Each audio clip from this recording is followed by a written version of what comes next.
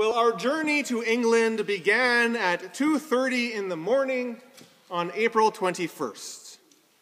It began that early because it is known that with international flights, you should arrive 3 hours early, around that, and our flight was leaving around 6 a.m. So it was necessary to get there around 2:30 in the morning. However, what they don't tell you is that the airport is effectively closed until 4:30 in the morning. And so for almost 2 hours, we were the only people in Calgary International Airport.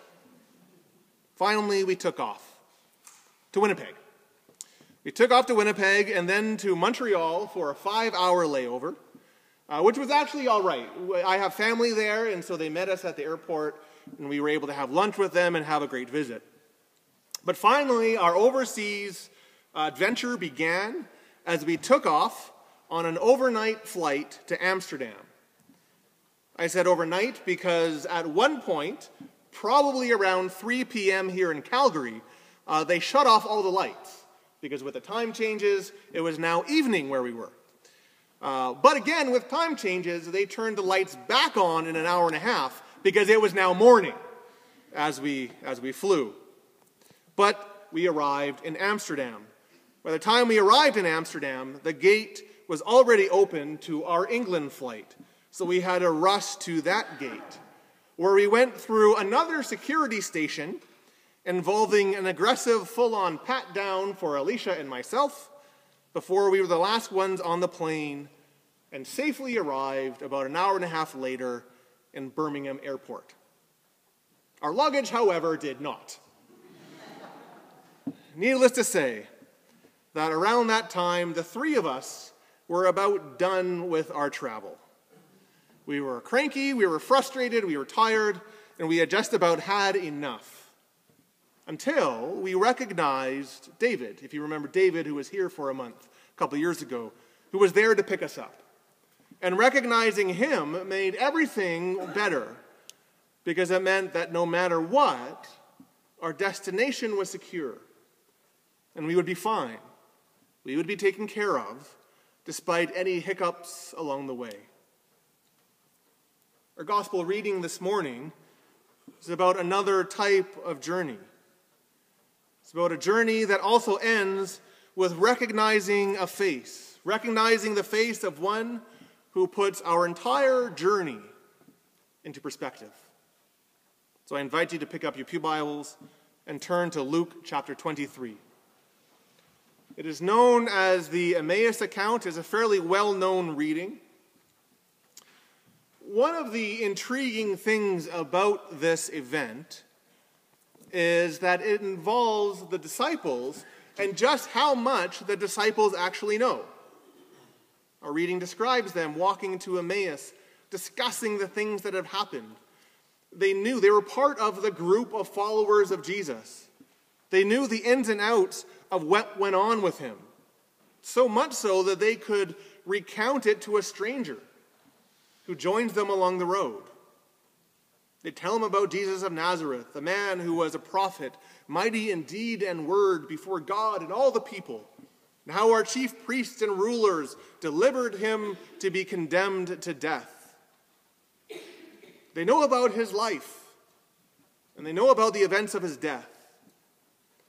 They also know about the empty tomb.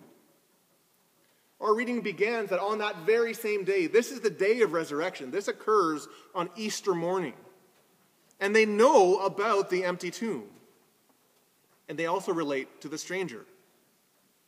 So they know about his life, they know about Christ's life, they know about his death, and they know about the report of the empty tomb. They just don't recognize Jesus, who is in their midst. Verse 16 says that their eyes were kept from recognizing him. Now, we don't know why. It could have been fear. That might have been why that they were leaving Jerusalem in the first place. Right after the crucifixion, there was a general fear that those who had executed Jesus were probably going to be coming for his disciples. And so these disciples, 3 days later, are wanting just to get out of Dodge really, really quickly. So they're leaving Jerusalem. Maybe they didn't recognize Jesus because of fear.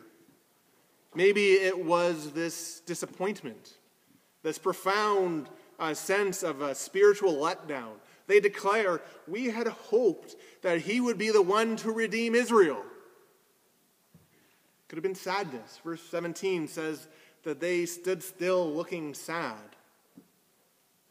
For whatever reason, they didn't recognize the presence of the risen Christ who journeyed with them. How many of us can do the same? We journey through our lives, and we may know the story of Jesus very, very well. We may be able to tell of his life. We may be able to tell of his death, and we may even be able to report of his resurrection. And yet we fail to recognize Jesus in our midst. It's easy to do. Charles Spurgeon tells, in his autobiography, tells of growing up in his grandfather's house, in having faith and attending church services and listening to his grandfather discuss points of theology. He speaks of a desire for the things of the Lord, to serve God in his life. And yet, deep within them, there was always this feeling that there was a connection with God that was lacking in his life. While he knew about the doctrines of the faith, about Christ's death for sin, his death on the cross, and his resurrection, it lacked no application to himself. He recounts that it was only when he heard a preacher talk on the passage, "Look unto me and be saved," that everything he knew about the faith became real in his life. Because there's a difference between knowing the story of Jesus and knowing Jesus. There's a difference in hearing about the resurrection and experiencing the presence of the risen Lord in our lives. See, but in the gracious mercy of God, we know that he is there. The disciples, they don't recognize Jesus, but he's still there, journeying with them. Jesus doesn't wait for the disciples to figure it out. He doesn't wait until they arrive at a certain level of religious knowledge or spiritual insight in order to make his presence known. Jesus journeys with them. It's a comfort to know that Jesus journeys with us as well.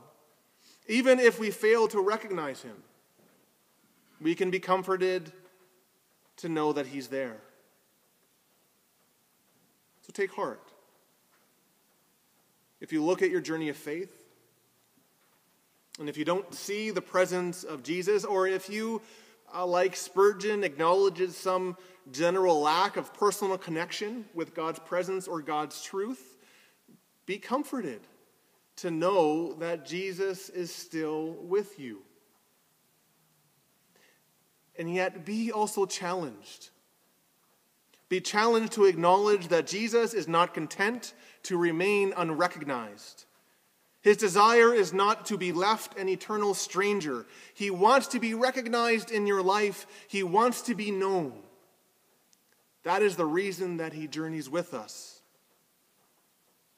Our faith journey is not about amassing simple moments of religious knowledge or doctrine, about lining up some spiritual tidbits that we can display or we can take comfort in. While in London, Alicia and I, we were on a bus touring the city. This wasn't an official tour. We just hopped on a bus and started to go in whatever direction the bus lent us. And while we were on this bus, we passed a store that was called Padre Pio's Religious Artifacts. It's quite interesting. We didn't go in, but you can imagine what that place would be like. Shelf upon shelf would be filled with trinkets and baubles, all boasting some theological history or spiritual importance that one could purchase and display in their home. Sometimes I think we can treat our journey of faith kind of like that of Padre Pio's. It's about a list of understandings, it's about a long shelf of events, or it's about a string of understandings that are unconnected to each other or to our lives. We may look to them or we may even display them at certain points, but they are forever trinkets. That's the popular understanding of current spirituality. Just take what you want from any place and mash them all together, and then you will have a shelf of spirituality that you can draw on. That is not what faith is about. It has to be more personal. It has to be connected. Jesus has to be known, and to that end, Jesus wants to reveal himself to us. Because it's not enough for the disciples to be simply left knowing